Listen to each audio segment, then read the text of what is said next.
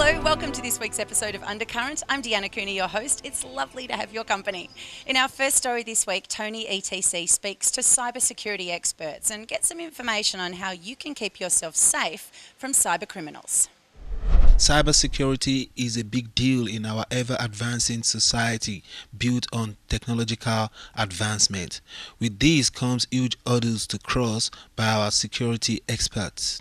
We have with us today a cybersecurity expert with vast experience in the technological industry. She will be explaining to us what and what not to do while using the internet and gadgets connected to the internet. Hi, my name is Brenda van Rensburg. I work with Terrain Global in cybersecurity. I've been involved with technology since when I was 9 years old. I was introduced to technology through learning to play chess. What I love about cybersecurity is the strategicness. It's like a chess game. You always want to figure out what is the one move one person's going to play, what is the counter move. And career options, anybody thinking about career options for cybersecurity? There's a shortage. We need people. There's a range of different jobs. We've got SOC analysis, which evaluates the type of threats that come in. We've got social engineers who are trying to figure out what are the things that people do every day and how can we get into a system. We've got attacks. We've got defense, which is your blue-red team sort of scenario. And there's so many jobs in cybersecurity. The problem is there's not enough people in cybersecurity. So you generally got one person doing about 4 or 5 people's jobs. So I see that changing in the future. And law's changing. We'll see if I'll be up there helping change legislation and making it better for the everyday person. Australia is it's got what you call separation of power. So it's divided into 3 parts so that not one entity can actually dominate the whole of the law and legislation. In the 1800s, when the king said, "It's my rule, you do what I say," and then no one had a say. In Australia, they've changed that. Well, it's changed all over the world, but they've made sure that that never happened again. But I don't want to see that happen from a global perspective for cybercrime. I don't want cybercrime to become like a dominant area where there's only one rule for everyone. There really needs to be a separation of power, which means all countries are involved.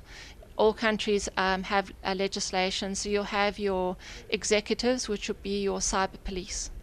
And then you would have your legislative, which would be your global legislation, cyber legislation. And then you'll have your common law, which is in another section, which is all the rulings that they make inside of a court. And it's really a basic framework.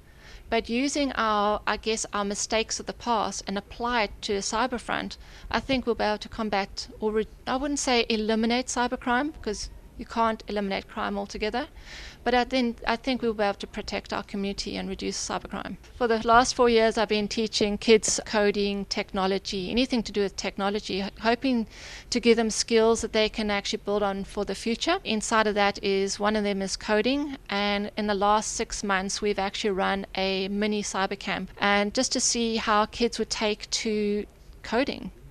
And I was really surprised how quickly kids are able to pick up cybersecurity. I was really surprised that they are willing to accept ethics, even at a young age of 9. Ethics is a big topic, the difference between right and wrong. I've also known kids to test a school networking system to see how far they could get. They hacked into the system because they were just curious to see what would happen. So and I do those every holidays. We run little holiday camps for those kids, and it's fun to see the kids actually grow and learn certain skills that they can use, that definitely can apply in the future. We give them basically a job. For me to find out more about a company or for a business so that I can access them would be, I'd start at social media straight away. It's like an open white pages book of everything. I can find out where you live, I can find out where you work, I can find out what your position is, I can even probably find your email, website address. So do your best to keep your private life private, and that's probably a really good thing to start doing. It's Tony ETC reporting for Undercurrent. Thousands of South Sudanese citizens have fled their home country and are now making new lives here in Australia.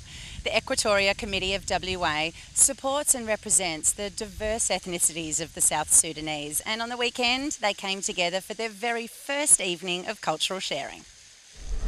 The Equatorial Community Association of Western Australia has decided to organize a get-together amongst the Western Equatorians, Eastern Equatorians and Central Equatorians to socialize and to pass on values like music, cultural dances, motivational speaking to their younger generation. Mic check 1 2.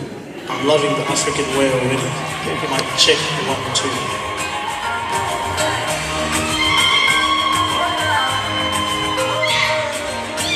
So Equatoria is exactly on the equator. That's why it's called Equatoria. So it's the same distance from where we are located to the North Pole, and it's the same distance from where we are in Equatoria to the South Pole. So we are actually on the center of the planet. So that's why it's called Equatoria.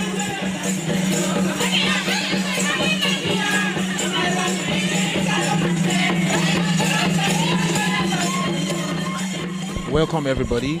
We've got here the Attorney General for Australia. Yes, I'm the Commonwealth Attorney General, so the Prime Minister Scott Morrison relies on me for his legal advice across government. So my electorate of Pearson, we have a very large Sudanese and South Sudanese communities. And one thing I would say about the community is that enormous value is placed on education, and the parenting in terms of trying to instill the virtues of education on children is absolutely fantastic.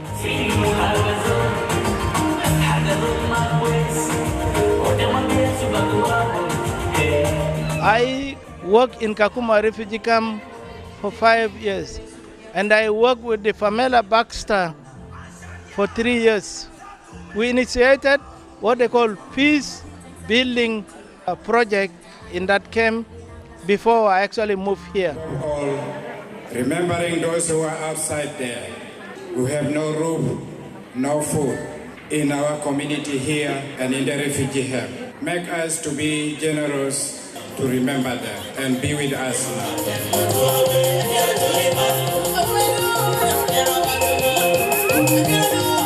I am the chair lady for the Equatorian Women, WA.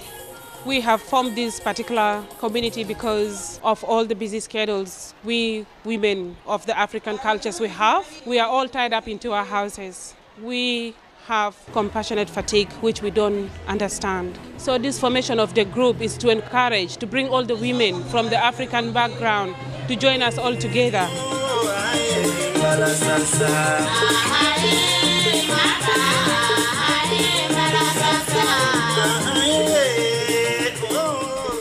Today we're here to celebrate the Equatoria Day 2019. It's the first ever celebration to remember our culture and our people. We've been waiting for this time for a very long time, but we're very glad that today is the day. Our children who are born here, some of them now 20 years old, some of them are 15, some of them are 6, some of them are 2. Now they have seen today who we are. The Equatorian Association in Western Australia is the peak body for all these 9 incorporated communities. We have the Azande, Choli, Bari, Kakwa, we have Kuku, Pojulu, Mondari, Moro, the Luo. These communities all together form the Western Australia Equatorian Community Association.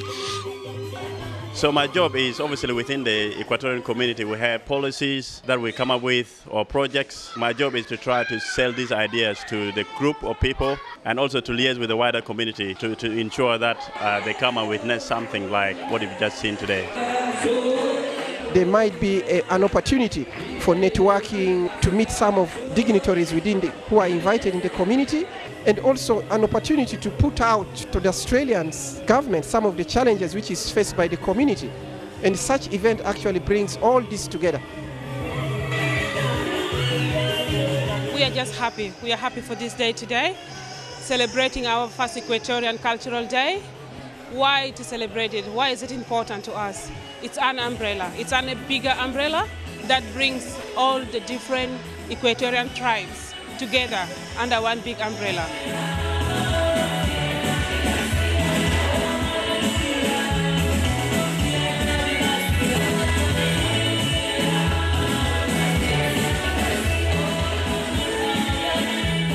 I am Tony ETC reporting for Undercurrent.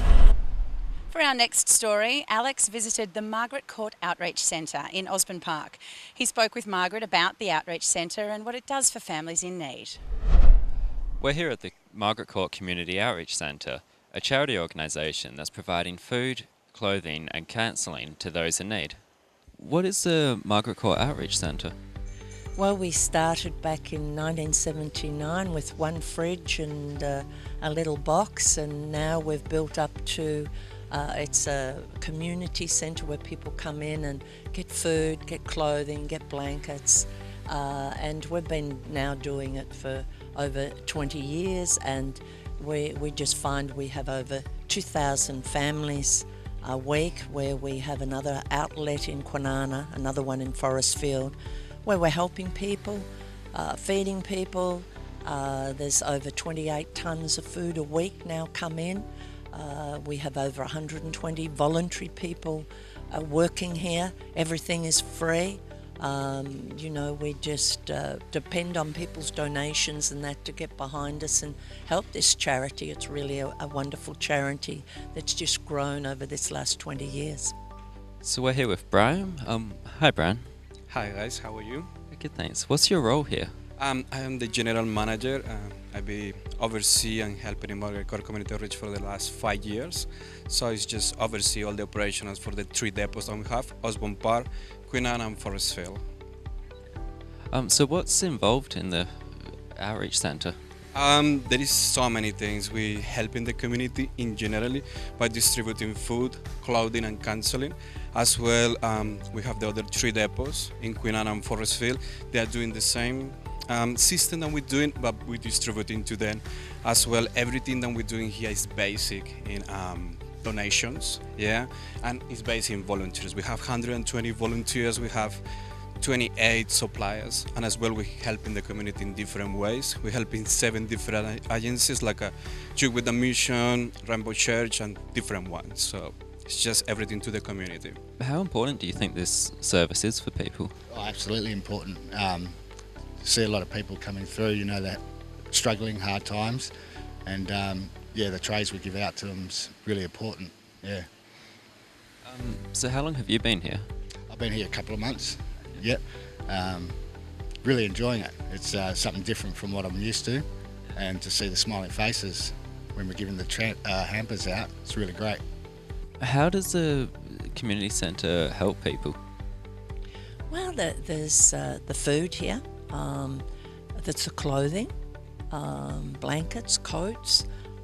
We also, people come in, Centrelink send people to us. We're there to help people, and they have domestic problems, what they're going through in their life, just helping families, helping individuals. We get all kinds of people coming in here, and that's what it's all about. We're there really to help people. About the food and clothing, are there any counselling services as well?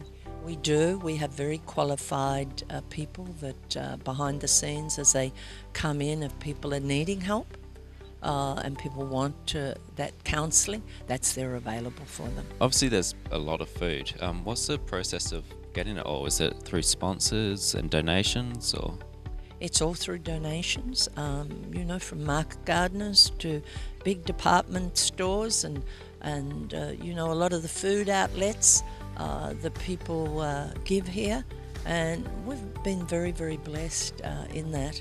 And I think they know that we don't charge, and we just give it to people. And the volunteers are wonderful and packing every day. And we're open the 4 days a week on Tuesday, Wednesday, Thursday, Friday, and we fill up on the Monday. And so we have big freezers, and we're there. We everything is on donations. So how can people contact you guys? Well, we are in Osborne Park here. We're in 1 Neil Street, and people can go in on our website, Victory Life Centre, and they can contact us through that and find out a lot more about us and what we do. And we're here to help people, and that's what we're all about. Thank you so much for your time. Thank you, Alex. Thank you. Don't go too far away. We'll be back right after this break with more Perth stories here on Undercurrent.